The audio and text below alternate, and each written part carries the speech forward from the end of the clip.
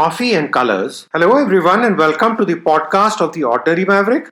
This is Ajay, your host, an ordinary maverick, sharing real life thoughts and experiences and maverick tips.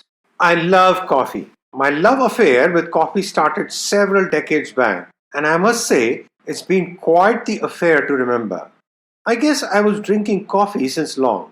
The instant kind of coffee comes in a bottle and you take a spoonful of it, mix it with hot water or milk. I grew up with the instant coffee fix. And it's like when you know nothing else, then that's what you measure up against quality, right? And of course, I love the freshly prepared filter coffee, which had its own distinctive taste, prepared in the age old tradition of southern India and was absolutely delicious to sip and enjoy. And then I got the experience of the Blue Mountain coffee when we lived in Jamaica. Well, that was the turning point of my coffee journey, and I have never looked back.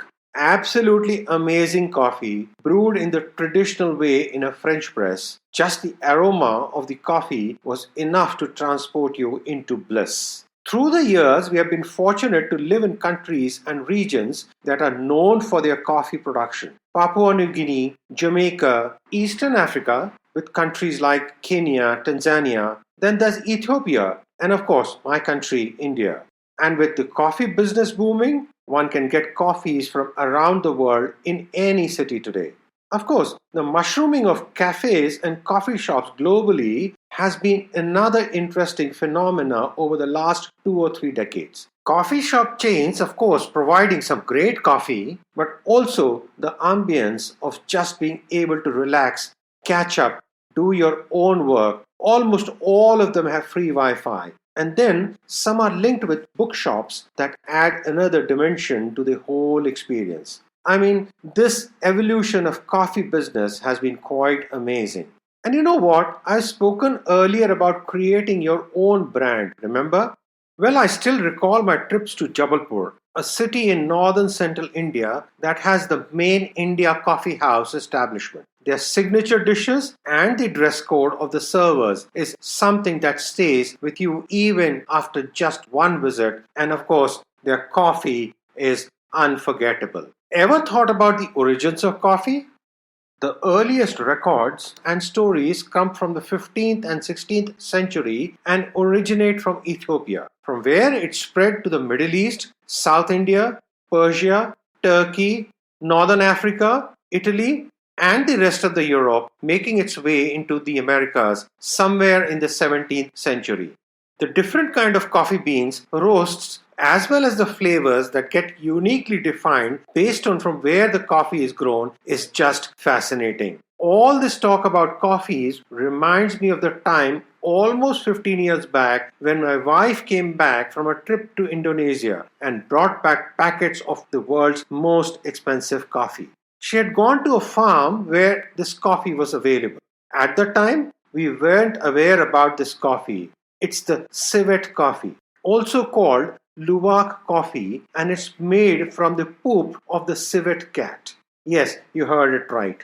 The civet cats eat the flesh of the ripe coffee berries, and the natural enzymes in the cat's stomach enhance the bean's flavor, giving it a unique taste. During digestion, the enzymes and gastric juices enter the skin of the coffee cherries and break down the proteins further. And this changes the aroma of the coffee, which is then further impacted by roasting the beans. Unfortunately, awareness of this coffee is limited. And the high price? This coffee sells for anywhere between $100 to $1,100 per kg, depending on its origins. And this has resulted in forcefully caging the wild civets, often in inhuman conditions, and force feeding them with coffee cherries. There is a worldwide campaign to raise awareness and stop this cruelty to these animals. I often think about how we become so blinded by profit that we forget humanity.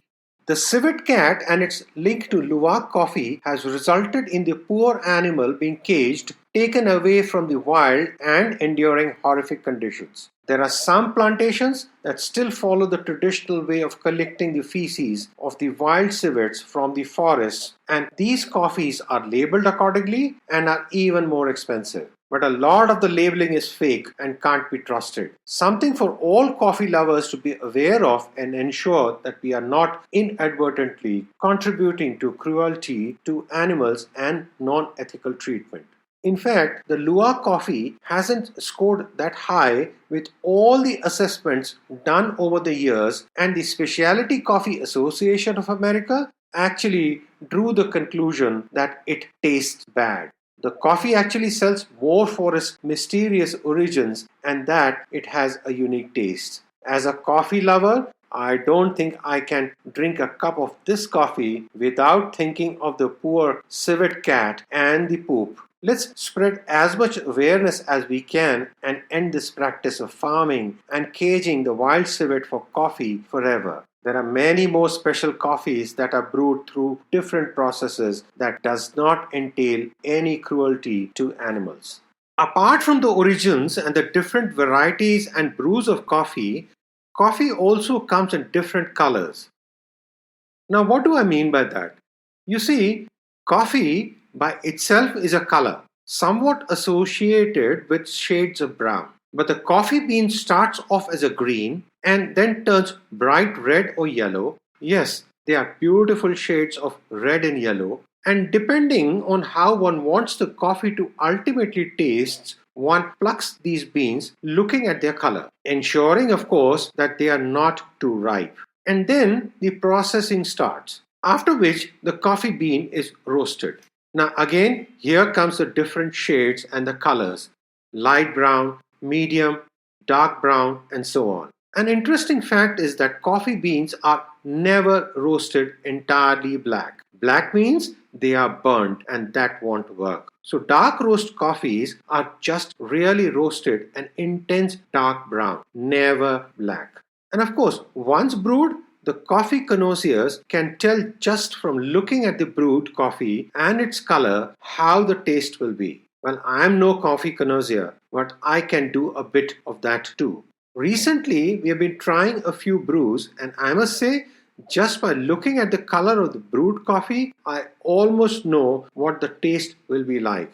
Just goes on to show how much of a coffee lover I'm turning out to be, as well as a fussy coffee person. And it's not just me, but our family too. My wife and girls also love coffee, and we have had many a coffee convo. In case you're wondering what that is, it's just short for conversation. We are all particular about our coffee and just cannot drink anything.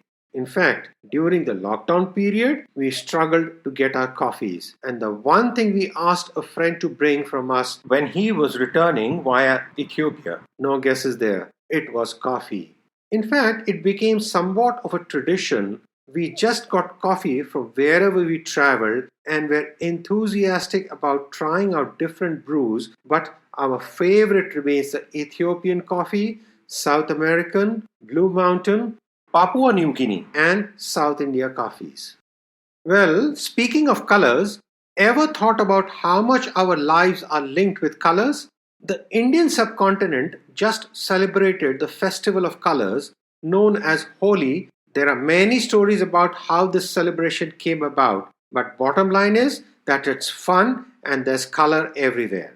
And with colors comes the feeling of happiness, joy, and just a certain elation that's indescribable. I mean, think about how intricately our moods are linked with colors. When the sky is overcast, dark, we feel down too. And when the sun is shining, skies are blue, our spirits are automatically lifted. Time we spent living in Africa, each day I was amazed by the colors in the African skies.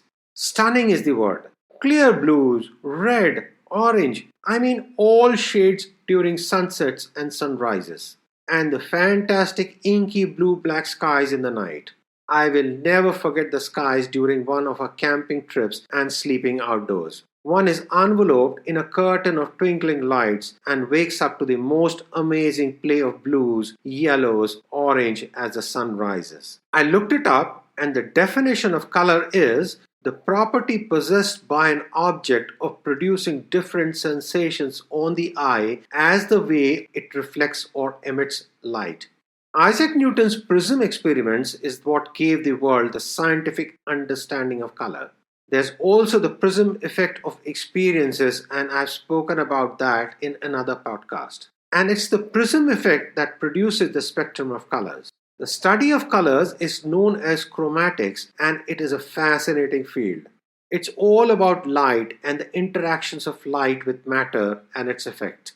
Of course, one also has color psychology, which is the study of hues as a determinant of human behavior. There's another fascinating area of how color influences our perceptions and emotions, and it's so dependent on age, gender, culture, etc. It's also used heavily in marketing and branding. Here's an interesting point. Red and yellow as a combination can stimulate hunger.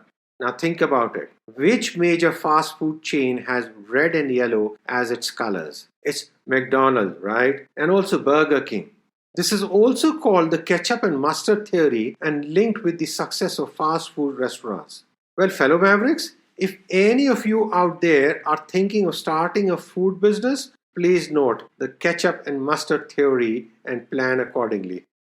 In a similar way, blue light helps people to feel relaxed, calm. And in fact, in 2000, the city of Glasgow installed blue street lights in some neighborhoods and subsequently reported the anecdotal finding of reduced crime in these areas. Colors are used in cartography, map design, and in art therapy. I mean, the list is endless. We are surrounded by colors and they impact on all aspects of our life. I've always reflected on these combinations in life that weave and bind us together. Look out for them and take that moment of mindfulness, linked with the first component of the Maverick formula to reflect on the combi. And it affects you, your moods, emotions, and your life. I have to say, having the perfectly brewed coffee with the right color does wonders to the start of my day, especially if it's combined with blue skies. Although, the dark sky also has its own beauty. All depends on how one looks at it, right? Do keep writing your comments and sharing your feedback at theordinarymaverick@gmail.com and follow me on Instagram, #theordinarymaverick. I love hearing from you. This is Ajay signing off and wishing you have an amazing day. Credits. This podcast series was put together as a team effort from the Bhardwaj family. Concept, design, title, researchers and reviewers Sanjana, Ajay, Avantika and Niharika Bhardwaj. Script Sanjana. Cover design Niharika. All rights reserved.